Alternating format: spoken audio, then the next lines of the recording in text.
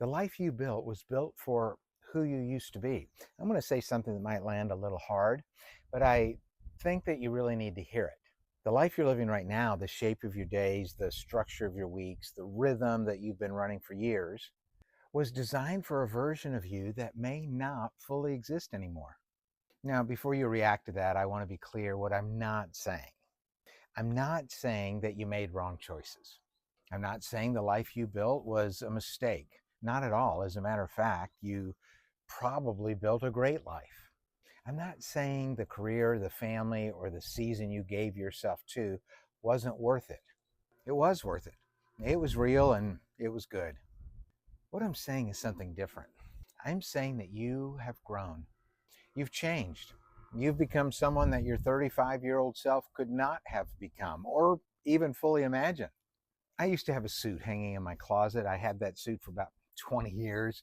It was beautiful when I bought it. It was expensive, and I wore it for several years. It was well made. I paid a lot of money back in the day for it.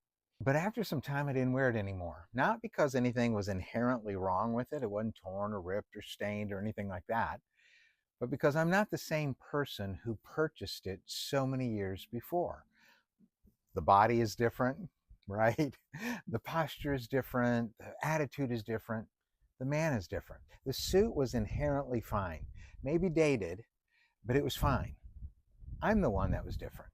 And forcing myself to wear that suit would have been uncomfortable in every way because it didn't fit me, who I am now. And that's what I mean when I say the life you built was built for who you used to be. Life is fine. You're just different.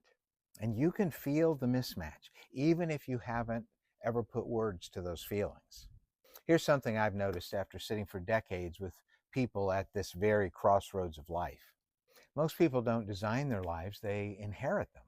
You choose a career at 22 years old, let's say, because it made sense to you at the time. Or you built a household around the needs of children who are now adults and on their own. You developed rhythms and patterns of ways of spending your days and your time that served you, but that season has passed. And for years, maybe decades, it was worth it. It all worked because the life fit the person you were then. But that you grew. Aspects of your life didn't get the memo. Let me tell you about Robert. Robert recently retired from a company he had worked for 31 years.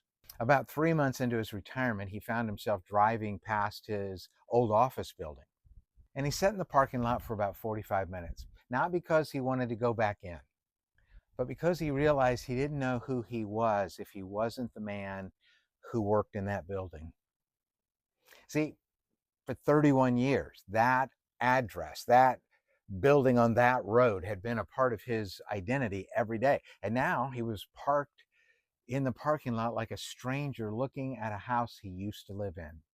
He said, I built my whole life around something that doesn't exist anymore, and I don't know what to build my life around now. See, that's not a midlife crisis. That's just a man who had outgrown an old design. Outgrowing an old design is not failure. Let me say that again because I want it to land.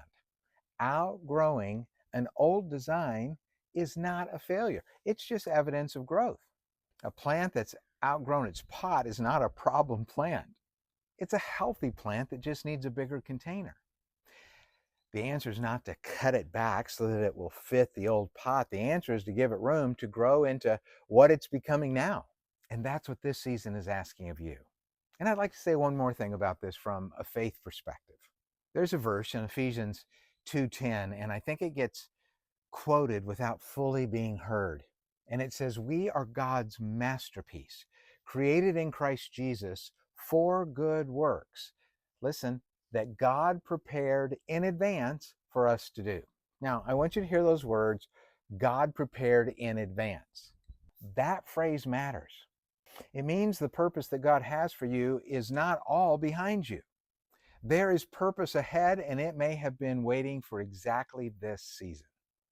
For the wisdom you've accumulated, for the depth you've developed, and for the version of you that exists now. Not one that existed when you were 25 or 35. I think about a garden, a well-designed garden. It doesn't look the same in every season. What blooms in the spring is not what blooms in the summer and not what blooms in the winter. And the gardener who tries to force a summer bloom in the winter is just going to get frustrated and confused. The garden has its own design and it has its own season, and so do you. The wisest thing a gardener can do is learn to tend what's actually there rather than bemoaning the fact that what used to be there isn't there in this season.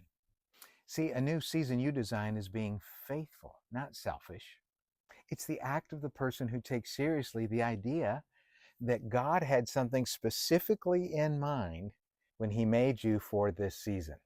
And this season is for the person who's willing to do the honest work to figure out what this is all about.